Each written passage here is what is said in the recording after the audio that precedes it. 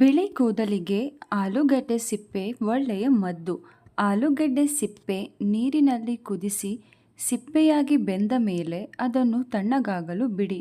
ನಂತರ ಕೂದಲಿಗೆ ಆಲೂಗಡ್ಡೆ ಸಿಪ್ಪೆ ಮಿಶ್ರಿತ ನೀರನ್ನು ಹಾಕಿ ಮಸಾಜ್ ಮಾಡಿ ನಂತರ ತೊಳೆಯಿರಿ. ನಿಂಬೆಹಣ್ಣಿನ ರಸದಿಂದ ತುಟಿಗಳನ್ನು 5ರಿಂದ 10 ನಿಮಿಷಗಳ ಕಾಲ ಮಸಾಜ್ ಮಾಡುತ್ತಿದ್ದರೆ ತುಟಿಗಳು ಕಪ್ಪು ಆಗುವುದನ್ನು ತಡೆಯಬಹುದು. ತುಟಿಗಳು ಕಪ್ಪಾಗಿವೆ ಎಂಬ ಸಮಸ್ಯೆ ಇರುವವರು ರಾತ್ರಿ ಮಲಗುವಾಗ ಜೇನುತುಪ್ಪ ಮತ್ತು ನಿಂಬೆ ರಸವನ್ನು ಹಚ್ಚಬೇಕು. ಇದು ನಿಮ್ಮ ತುಟಿಗಳಿಗೆ ಬಹಳಷ್ಟು ಉಪಯೋಗವನ್ನು ನೀಡುತ್ತದೆ. ನಿಯಮಿತವಾಗಿ ಅನ್ವಯಿಸುವುದರಿಂದ ನಿಮ್ಮ ಸಮಸ್ಯೆಯು ಶಾಶ್ವತವಾಗಿ ಹೋಗುತ್ತದೆ. ಪ್ರತಿದಿನ 1-2 ಚಮಚ ಎಳ್ಳನ್ನು ಕೆಲ ನಿಮಿಷಗಳ ಕಾಲ ಅಗೆದು ಉಗಿಯಿರಿ. ಹೀಗೆ ಮಾಡುವುದರಿಂದ ಕರೆ ಕಟ್ಟಿದ ಹಾಗೂ ಹಳದಿ ಹಲ್ಲಿನ ಸಮಸ್ಯೆಯಿಂದ ತಕ್ಷಣವೇ ಪರಿಹಾರ ಸಿಗುತ್ತದೆ.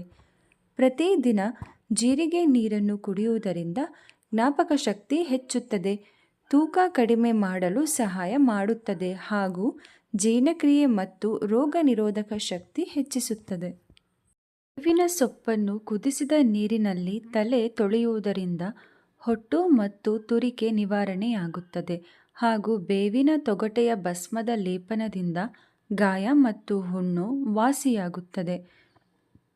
1 ಚಮಚ ತುಳಸಿ ಎಲೆಗಳನ್ನು ಕುದಿಯುವ ನೀರಿಗೆ ಹಾಕಿ ಮುಚ್ಚಿ ತಣ್ಣಗಾದಾಗ ಕುಡಿಯಿರಿ. ಇದನ್ನು ದಿನಕ್ಕೆ 3ರಿಂದ 4 ಬಾರಿ ಸೇವಿಸಿದರೆ ಪೀರಿಯಡ್ಸ್ ನೋವು ಇರುವುದಿಲ್ಲ.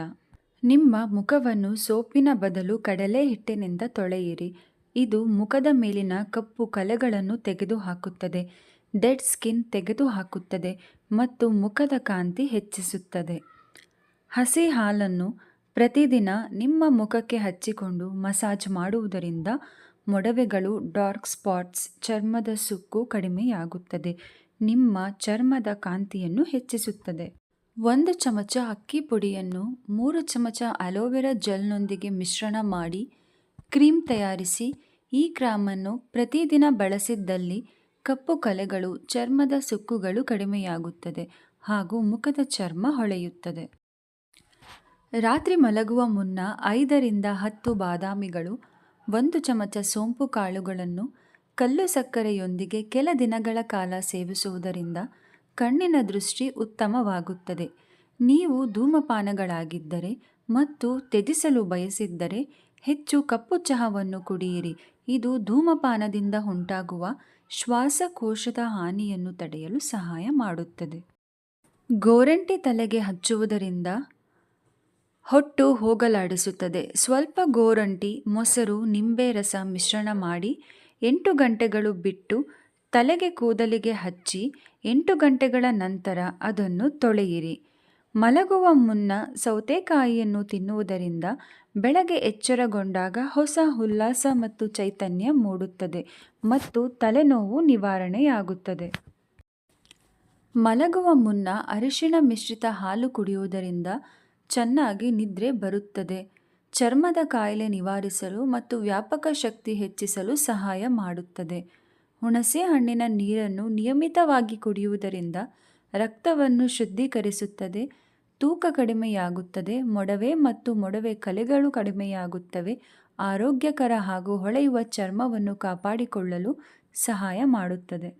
ಊಟದ ನಂತರ ವೀಳ್ಯದೆಲೆ ಸೇವಿಸುವುದರಿಂದ ಹೊಟ್ಟೆಯಲ್ಲಿ ನೋವು, ಗ್ಯಾಸ್ಟ್ರಿಕ್ ಮತ್ತು ಎದೆ ಉರಿ ಮುಂತಾದ ಸಮಸ್ಯೆಗಳಿಂದ ಪರಿಹಾರ ಸಿಗುತ್ತದೆ. ಖಾಲಿ ಹೊಟ್ಟೆಯಲ್ಲಿ ಬೆಳಗ್ಗೆ 1 ಕಪ್ ಪಪ್ಪಾಯ ತಿನ್ನುವುದು ಜೀರ್ಣಕ್ರಿಯೆಯನ್ನು ಸುಧಾರಿಸುತ್ತದೆ ಮತ್ತು ನಿರ್ವಹಿಸಿ ಕರಣಕ್ಕೆ ಸಹಾಯ ಮಾಡುತ್ತದೆ.